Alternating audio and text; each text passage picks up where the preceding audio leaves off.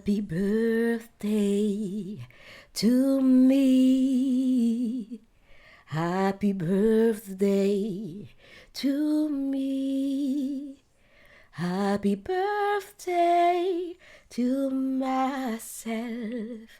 Happy birthday to me. Cher ami, j'ai un an de plus.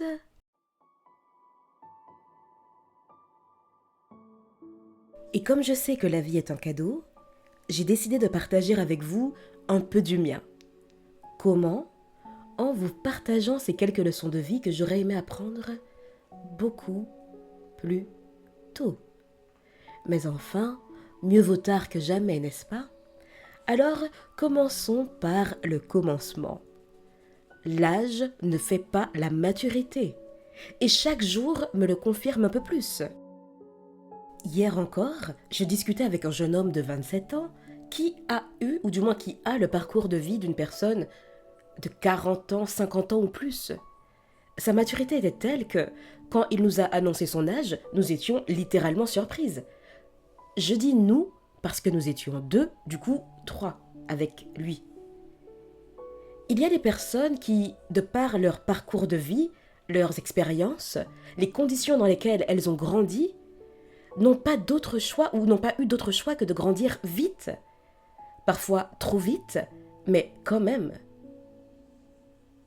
Une enfance qui leur a imposé d'apprendre à se débrouiller vite et souvent seule. Une maladie qui a forgé un mental d'acier. Une vision singulière de la vie et des relations humaines. Une sensibilité accrue qui a été l'origine d'incompréhension et parfois même de moquerie. Et donc, à un parcours de vie peu commun, et dans d'autres cas, une sorte de mélange de tout ça. Non, cher ami, l'âge ne fait pas la maturité. Et d'ailleurs, ça fonctionne aussi de l'autre sens, hein. Parfois, face à une situation délicate, une surprise inconfortable ou désagréable de la vie, on peut être tenté d'aller chercher conseil auprès des adultes ou des aînés, généralement de bons conseils, grâce à leur expérience de vie et à la sagesse acquise au fil des ans. Mais si c'est vrai pour certains, ça ne l'est pas pour tous. Je suppose que vous avez déjà eu affaire à des personnes d'âge mûr qui n'ont de mûr que leur âge. Vous voyez ? Alors attention, hein, ce n'est pas une pique. Je partage un constat et je suis responsable de ce que je dis et non pas de l'interprétation faite de l'autre côté. Je poursuis. Les blessures d'enfance impactent profondément la vie adulte. Cher ami, on ne laisse pas l'enfance derrière soi. On la transporte avec nous. Dans la manière d'aimer, de se laisser aimer, ou pas d'ailleurs, dans la peur de déranger, dans le fait de trop donner ou de ne jamais demander, d'ailleurs les deux vont souvent ensemble. Un enfant qui a appris que l'amour dépendait de son comportement deviendra un adulte en hypervigilance relationnelle. Un enfant ignoré cherchera à être vu partout, par tout le monde, par tous les moyens que ce soit, y compris les réseaux sociaux. Pourquoi j'ai mentionné les réseaux sociaux ? Faut que j'arrête avec ça, moi. Je poursuis. Un enfant qui a dû être fort trop tôt deviendra un adulte épuisé, sans même comprendre pourquoi. Parce que son habitude aura été de se démener à la tâche, de se surmener, sans jamais ou rarement s'écouter. Et, cher ami, ce ne sont pas des failles en soi, ce sont des stratégies de survie. Mais ce qui vous a sauvé hier peut être ce qui vous étouffe aujourd'hui. Ce que vous ne dites pas vous rongera. Cher ami, les non-dits ne disparaissent pas. Ils s'installent dans la gorge, dans le ventre, dans la peau, sur la peau, dans les épaules qui ne se relâchent jamais. Dire les choses ne garantit pas d'être compris comprise. Mais ne rien dire garantit une chose, votre propre trahison. Et votre corps, lui, ne l'oublie jamais. Wherever you go, here you are. C'est une autre chanson que vous pourrez trouver sur ma chaîne musicale. Et elle dit simplement que peu importe où vous irez, vous serez là. Où que vous alliez, vous êtes là. Ce que vous fuyez vous poursuit partout où que vous alliez. Vous pourrez changer de ville, de travail, de relation. Si vous ne regardez pas en face ce qui vous fait mal, vous le retrouverez ailleurs sous une autre forme ou dans une autre personne. D'ailleurs, je pense que vous avez déjà eu l'impression de rencontrer le même type de profil, mais chez différentes personnes. Ça fonctionne aussi.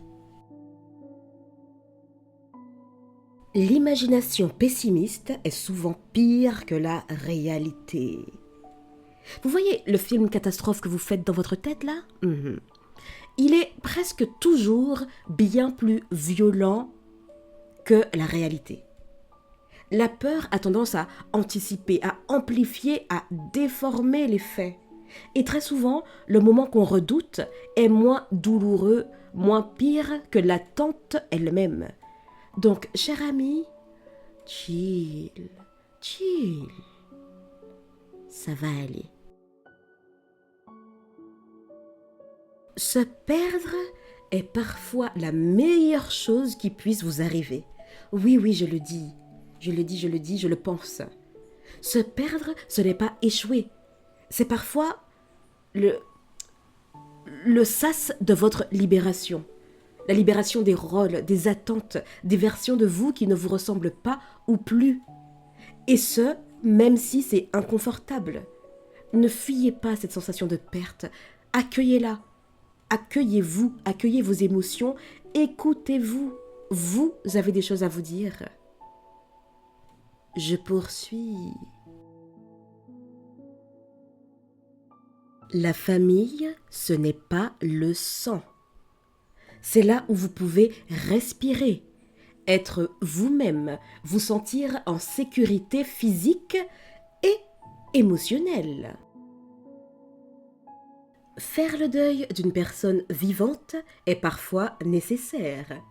Pas parce que vous êtes dur, mais parce que vous êtes lucide, ou en tout cas vous l'êtes devenu. Et que certaines personnes ne seront en paix que quand elles vous auront totalement détruite. Et dans ce cas, oui, un deuil est nécessaire. Oui, les ruptures amicales font mal, et parfois autant qu'une rupture amoureuse, mais c'est nécessaire, même après des années. Quand il n'y a plus rien à sauver, il faut savoir arrêter. Cher ami, je viens en paix. Je viens en paix, mais partager une culture, une histoire, une couleur de peau ne garantit rien. D'ailleurs, ça ne veut pas dire grand-chose. Ça ne garantit ni respect, ni loyauté, ni sécurité émotionnelle. Je persiste et je signe, et puis je continue. Aimer quelqu'un ne lui donne pas accès à votre vie, à votre corps, pour toujours. L'amour n'est pas un laissez-passer permanent. Ce n'est pas un CDI comme ça. Certaines personnes profitent de votre incapacité à dire non. Pas toujours consciemment, mais systématiquement. Et vous serez surprise de savoir de qui il s'agit. Regardez bien dans votre entourage, regardez bien. Et puis, dites non. Dites non. Vous verrez en face les réactions. Et vous saurez. La jalousie est dangereuse. Littéralement, j'ai fait un podcast dessus dernièrement, présent sur la chaîne. Mais je réitère, parce que c'est important d'en prendre conscience. Elle se déguise en conseil, en inquiétude, en bienveillance. Je suis désolée, je ne peux pas dire bienveillance normalement parce que ce n'est pas vrai. C'est un rôle, parfois en humour, et parfois en petite poudre qu'on glissera dans votre nourriture ou dans votre boisson. Et non, non, non, ça ne se passe pas que dans les films. Et la jalousie n'en a que faire des liens qui vous unissent, hein, amitié, famille, travail. Cher ami, vivez, mais soyez prudent, prudente, et au moindre signe, prenez vos dispositions. D'ailleurs, vous avez bien vu que je n'ai cité à aucun moment des inconnus. Parce que ça ne sera jamais un inconnu qui passe et qui vous en voudra. Non, non, non, non. Dans votre entourage. Et parfois bien plus proche que vous ne l'imaginez. Donc, ne donnez pas accès à vous à n'importe qui. Si dans votre entourage, vous voyez que quelqu'un vous jalouse ou vous vous sentez mal à l'aise dans sa présence à partir du moment où vous commencez à évoluer ou à vouloir évoluer, cher ami, prenez vos dispositions, hein. Je poursuis. Tout le monde ne mérite pas votre belle et douce énergie. Il n'y a rien de pire que d'avoir un ennemi. Qu'une personne ou un groupe de personnes ne vous aime pas, c'est une chose. Mais en faire des ennemis voudrait dire que vous leur donnez du temps et de l'énergie à alimenter cette relation. Parce que oui, penser à une personne ou à un groupe de personnes comme des ennemis, c'est quand même entretenir une relation de haine. Et d'ailleurs, l'étape ultime, ce n'est pas la haine, c'est l'indifférence. Et puis, que je sache, vous avez des objectifs à atteindre, non ? Oui, eh bien voilà. Je continue. Choisissez vos combats. Nous ne voulons pas de brocoli. Nous ne mangerons pas d'épinards. Ok, pourquoi pas. Mais vous ne pouvez pas être au front contre les épinards, les brocolis, les bancs mal fixés sous les abribus, les dentifrices pour chiens. Cher ami, il vous faut choisir pour gagner en efficacité et surtout pour ne pas vous oublier en chemin.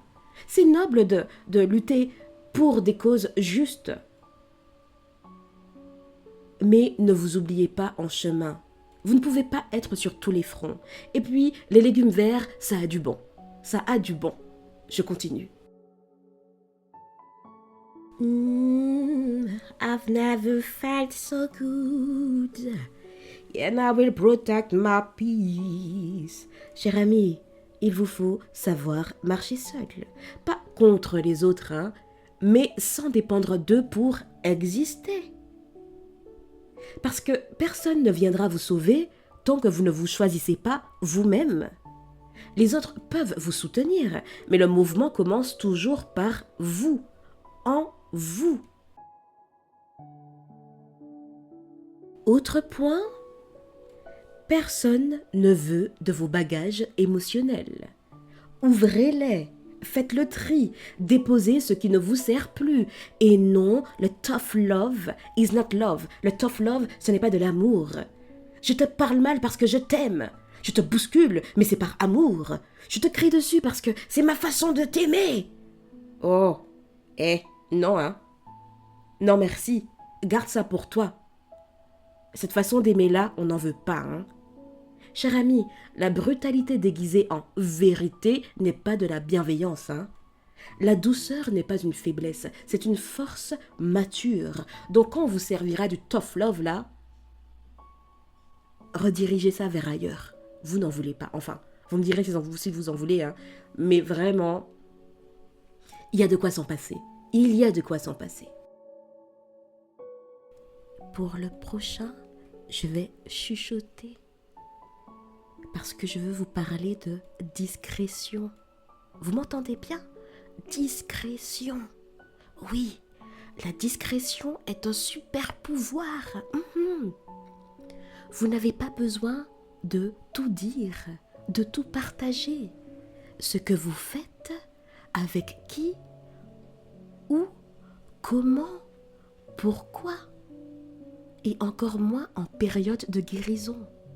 Et mieux encore, la discrétion devient lentement mais sûrement une forme de luxe insoupçonné. Vous m'avez entendu ? Je poursuis. La réussite est subjective. Il en est de même pour l'échec. Tout ce qui brille n'est pas d'or. Mais bon, vous le savez déjà, n'est-ce pas ?